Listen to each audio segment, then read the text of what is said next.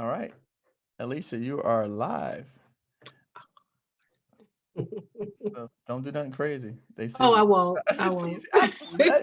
teasing. I'm being silly. I'm being silly. You know. No, so you were actually, for everyone that's joining us or that soon will be joining us or that's watching this on replay, Alicia and I were talking. She was gracious enough to refer me a few podcast guests. And so I definitely want to reach out to her and talk to her about her story and her background, and why she referred me those podcast guests, which we'll get into in a moment. But it was interesting as we were talking and wrapping up the conversation. She was telling me about her background. You, if you have there's a mic back in the background. At least, do you have YouTube up on your computer? Check and see if YouTube's up, just so we're not getting any feedback. Oh no, mine's is not up. Okay, My good. YouTube Okay, is not. all right. Okay, perfect. All right, just checking. All right. So what was happening? We're having a conversation, and towards the end of the conversation in the call, she mentioned to me about her past job that she worked at and what she did for her past job. And what was interesting, it tied into one of her ideas that she has for a business to start. But when we were talking about it, and she was talking about what she did for this company and helping them recover lost money, I said, "Really?" And we've heard those things, and Matthew Lesko, he, the guy, the question mark guy, which I love to death. He always talks about there's all this free government money out there, and he makes these really wacky, cool videos from the 80s and 90s talking about free grants and free money. But then Alicia, actually, for her job, that was part of her responsibility, was to go out and find recovered money. And this is something that we've all probably heard of, but I actually never done it before, and I didn't anything about how to do it. So Alicia was explaining to me the process, and so just kind of messing around, toying around, I went online and I found some money, which was pretty cool. So I said, Alicia, look, you got to come online and share this with people because uh, this is super, super, super important. Oh, okay. Hello, Eric. Hello, guest. Just getting in. Didn't catch Mrs. Name. So her name is in the actual title, Alicia Reese. Alicia, say hi to everybody. Hello. So, all right, everybody's saying hi to you. But what happened was Alicia. So listen.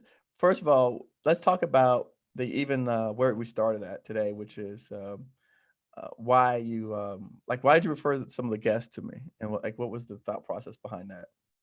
The thought process of referring Eric is that I was joking with him. I told him, I said, well, first of all, you're easy on the eyes. Okay, let's just get that straight. And second, it's just like, I really believe in this young man.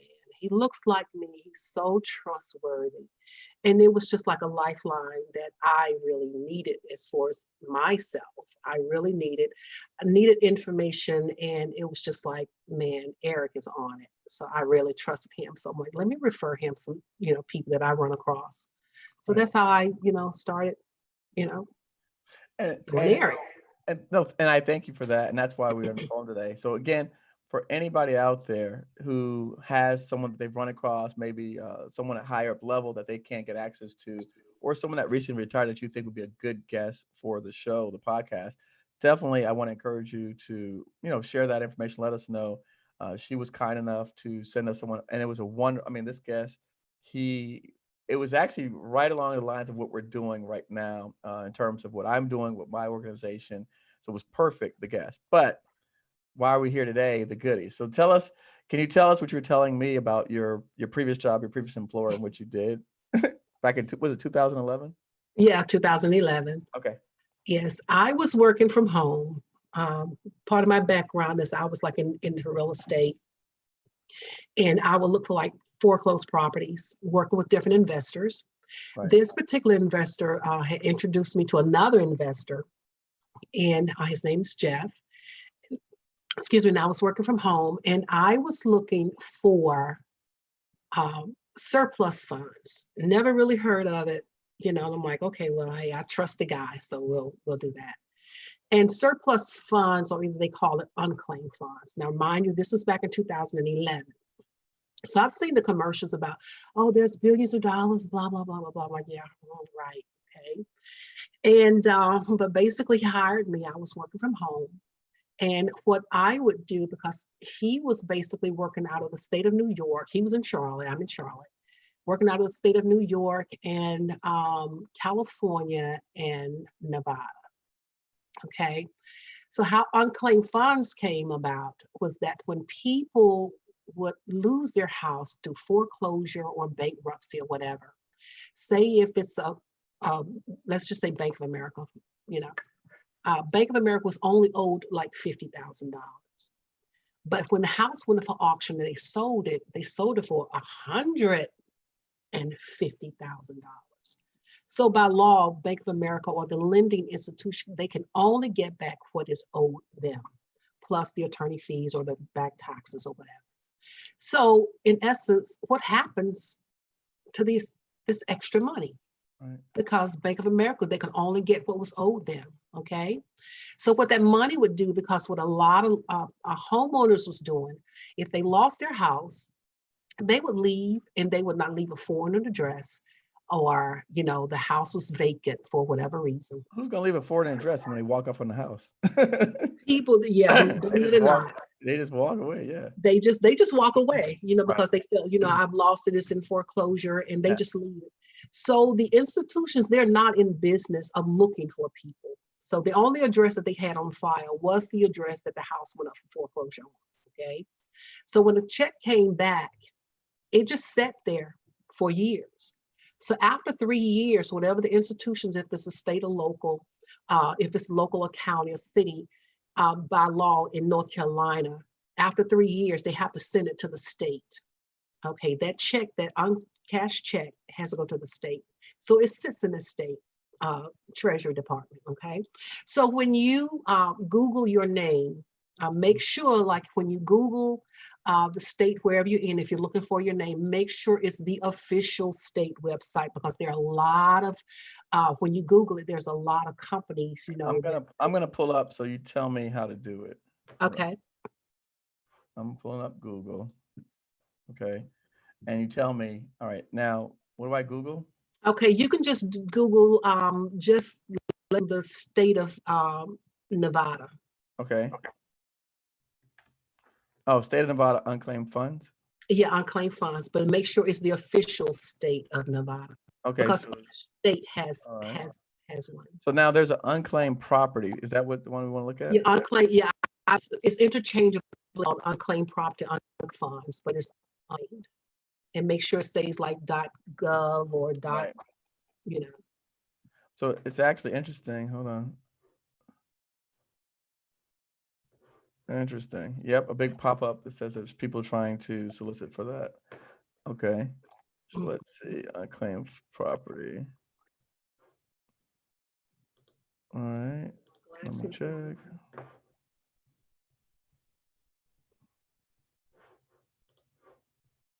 All right, unclaimed property search portal. Okay, good. So, all right, we're in the portal. I'm going to type in my name. I have never been in Nevada, so I doubt I have anything in Nevada.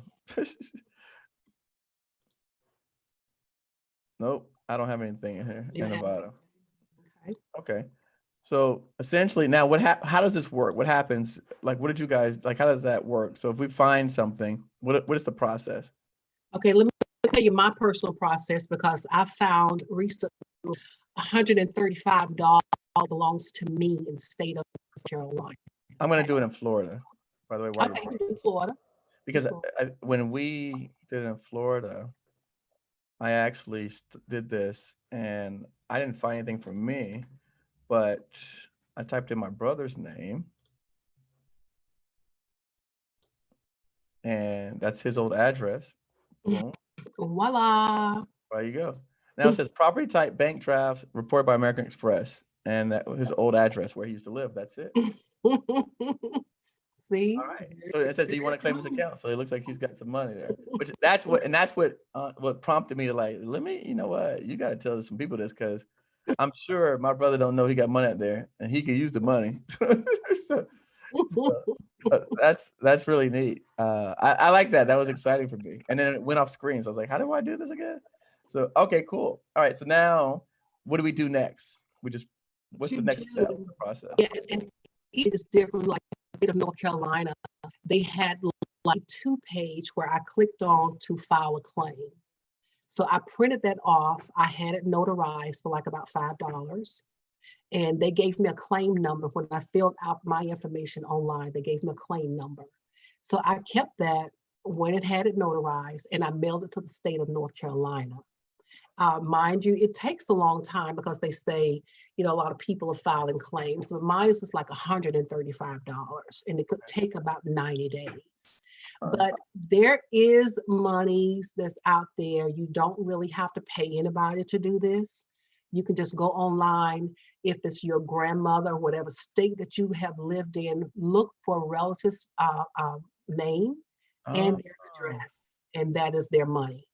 I didn't think about relatives. Oh yeah, I do didn't get my relatives. family tree and pull it together. You can, and then you can also, like if you had like a small business, if you knew somebody that had a small business, you can put an individual name or you can put a business name that you had. And a lot of these funds, they're coming from maybe you had a tax return, or maybe you had an old bank account. That comes from very things as far as unclaimed funds. But mine's the way I found mine's. I used to work from home, answering phone calls. So like whenever they like call now, operator, you know, that was me. I used to answer phone calls for LifeLock. Okay. Okay. So when I stopped answering phone calls for LifeLock, I think they had given out like a bonus. So when I had moved from that address, they mailed that check, the $135 check, to my old address that I didn't leave a forwarding address for whatever reason. And that's how I Googled my name years later. I would go in like every 6 months or a year and just put my name in to see wherever I've lived, put my name in to see if there's any funds. But I had two, but the other one was for like $5. So I'm like, by the time I pay $5 for for a notary, it's not worth it. Not worth it. So I like, let's just do the $135. So I'm waiting to get my lottery and of $135. That's sweet. So you know what, if you see me somewhere on the beach, when you like, hey, this girl won $135 of her money. That's awesome. That's awesome. Well, listen,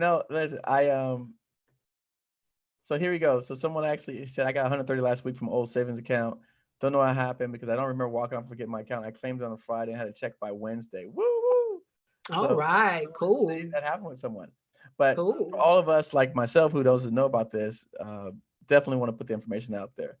Thank you for coming on and sharing with everybody. Oh, you're more than welcome. More than welcome. Awesome. I'm gonna actually I'm not gonna even take really questions. I just thought that this was something that was worthwhile sharing because definitely, again, I didn't know about this stuff and I had never heard of it before. I mean, I heard of it, but like I don't really, spend my time checking and stuff, things like that. So I just was like, okay, yeah, this is cool. cool. Yeah, I'm gonna go ahead and sign off, guys. Okay, cool. That. And all right. Thanks everybody for looking. This will be a nice short clip today. Just kind of saying hi and was talking with Alicia. So